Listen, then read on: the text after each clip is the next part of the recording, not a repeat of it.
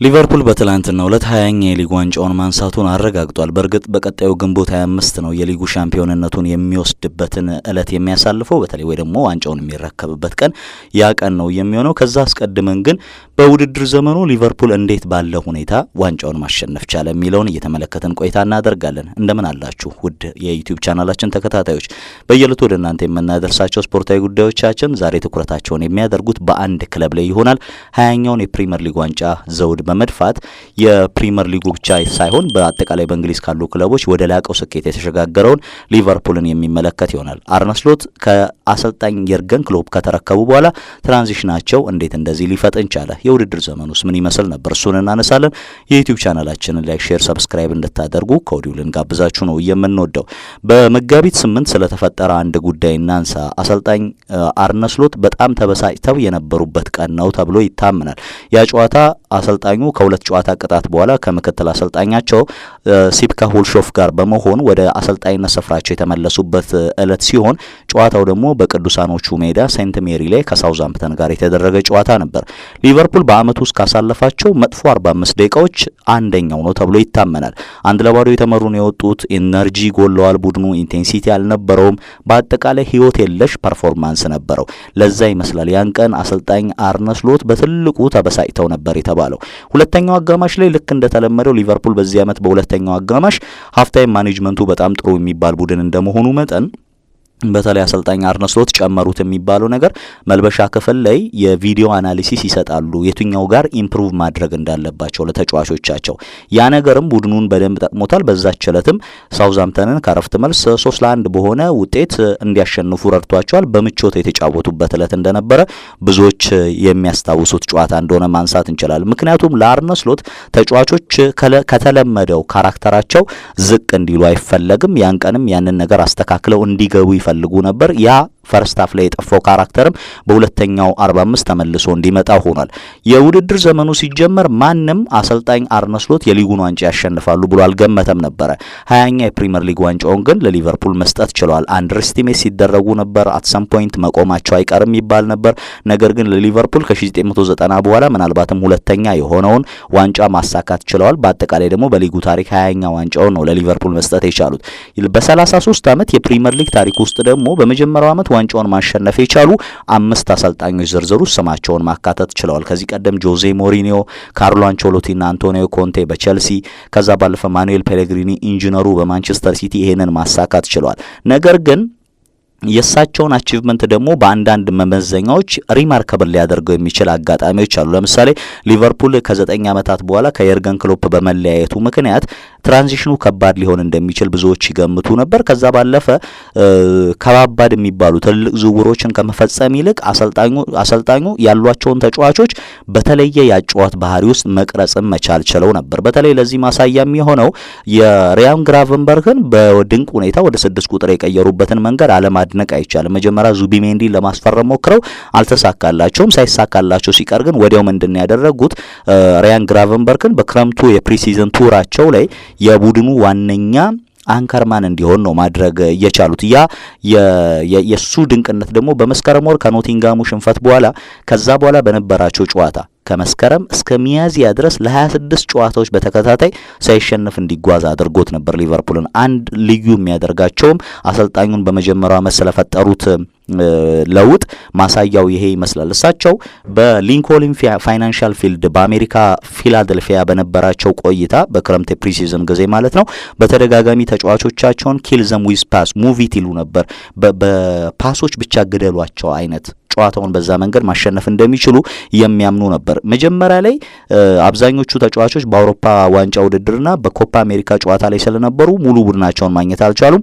2 ሳምንት ሲቀረው ነው የእንግሊዝ ፕሪሚየር ሊግ ሊጀመር 2 ሳምንት ሲቀረው ነው አብዛኛውን ተጫዋቾች ማግኘት የቻሉት።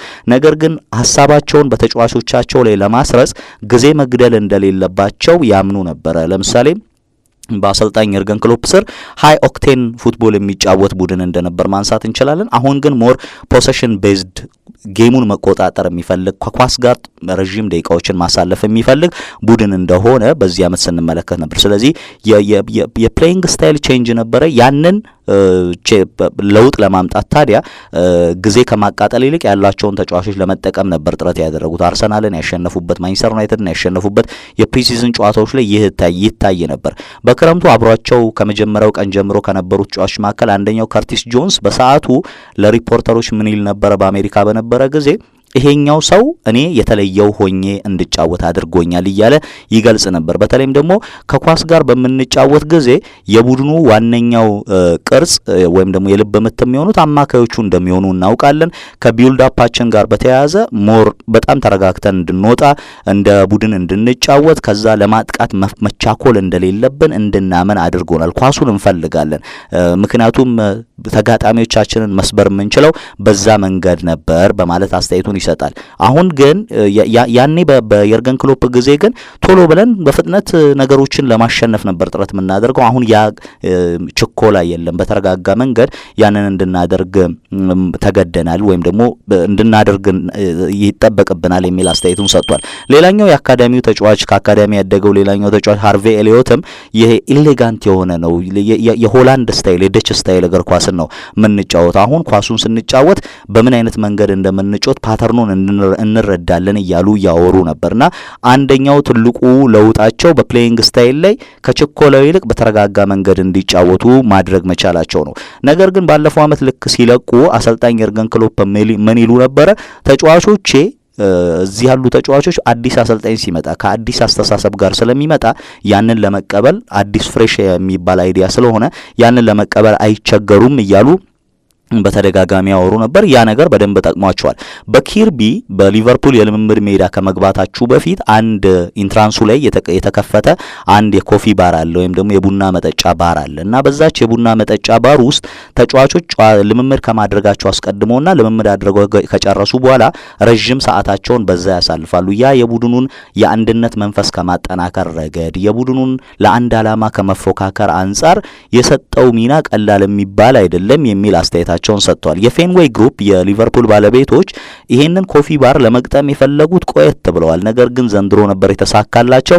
ታዲያ ተጫዋቾች በዚያ ቦታ ላይ ለረጅም ሰዓት መቆየታቸው እርስ በርስ እንዲግባቡ ትልቁን በር ከፍቷል ይባላል። እንደውም አንዳንድ የሊቨርፑል የዘንድሮ ዓመት የሶሻል ሚዲያ ልጥፎችን ከተመለከታችሁ በዩቲዩብ ገጻቸው ላይ ወይም ደግሞ በቲክቶክ በፌስቡክ ገጾቻቸው ላይ የሚለጠፉ ቪዲዮዎችን ከተመለከታችሁ በዛች የኮፊ ባር ውስጥ ወይም ደግሞ የቡና መጠጫ ባር ውስጥ የሚደረጉ ናቸው። ሞሳላና ዶሚኒክ ዝቦዝላይ ብዙ ጊዜ ከዚያ ቦታ የሚጠፉ እንዳልሆኑ ይታወቃልና በተለይም ከኮፊ ባሩ ባሬስታው ከሆነው አሌክስ ጋር የበለጠ ጥሩ ግንኙነት እንዲኖራቸው አድርጓቸዋል ተብሎ ይታመናል።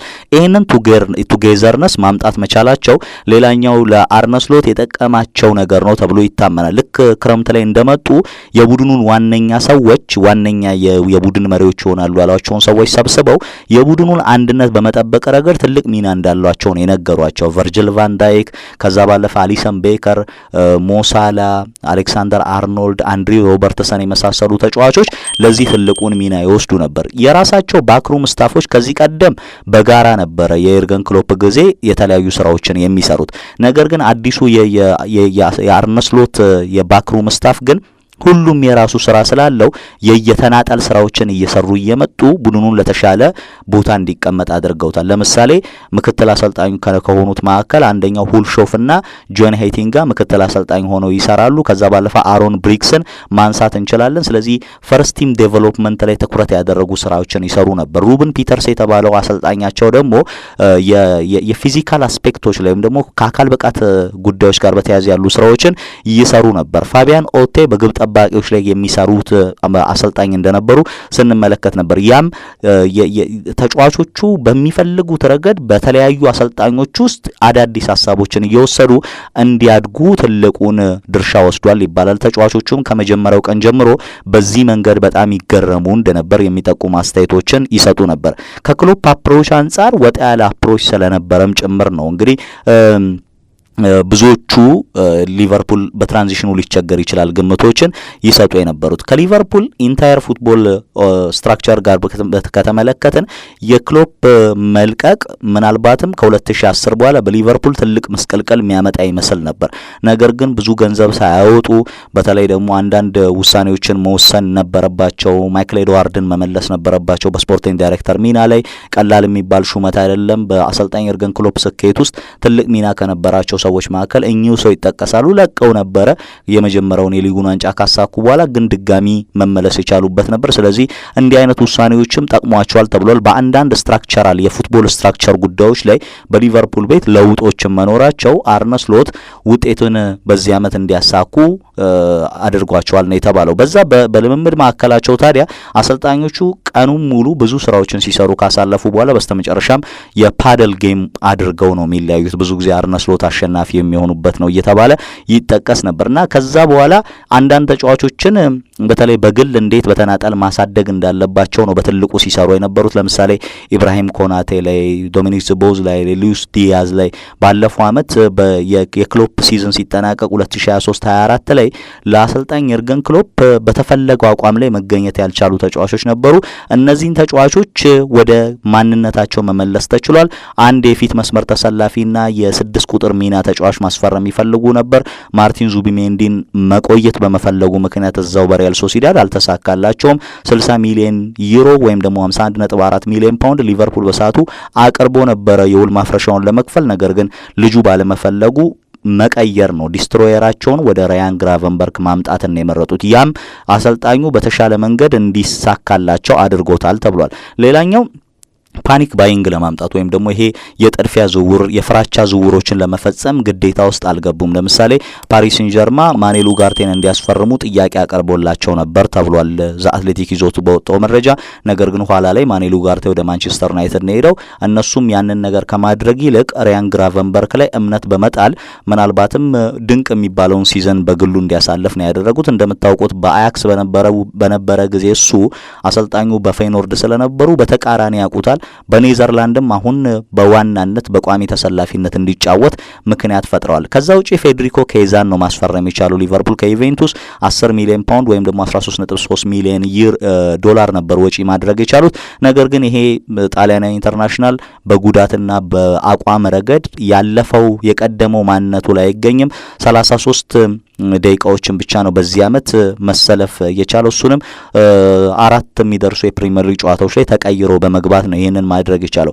ከዛ ባለፈ በክለቡ ውስጥ ከዚህ በኋላ አገልግሎት ይሰጣሉ ተብለው ያልተጠበቁ ተጫዋቾችን ለመልቀቅም ተገደዋል። ለምሳሌ ፋቢዮ ካርቫዮ፣ ሴፕ ቫንደርበርግ እንዲሁም ቦቢ ክላርክ የመሳሰሉ ተጫዋቾችን በመሸጥ ሊቨርፑል 62 ሚሊዮን ፓውንድ በማስገባት ትርፋማ የክረምት የዝውውር መስኮቶችን ነበር ማሳለፍ የቻለ። ያም ማለት በዚህኛው የክረምት የዝውውር መስኮት ሊቨርፑል በተሻለ መልኩ ለመንቀሳቀስ የሚያስችለው ትርፋማነትና ቁመና ላይ ሆኖ ነው ይህንን የውድድር ጊዜ ሊያሳልፍ የሚችልበት እድል እንዳለው እየተነገረ የሚገኘው። እነዚህ ጉዳዮች እንግዲህ ከዛች የቡና መጠጫ ባር ከዛ ባለፈ በአሰልጣኞቹ ከሚሰሩ ስራዎች ጭምር ከዛ ወጣቶች ላይ በሚሰሯቸው እምነት በሚጥሉት እምነት ጭምር ተጠቃሚ ሆነው ሊቨርፑል እንግዲህ ስኬታማ መሆን ችሏል በዚህ የውድድር ዘመን። በተለይ አንዳንድ ድንቅ የሚባሉ የውድድር ዘመን ነበራቸው። ቡድናቸው በተለያየ ጊዜ በ4-2-4 በሚደርስ ቅርጽ ነው ፕሬስ ለማድረግ የሚሞክረው።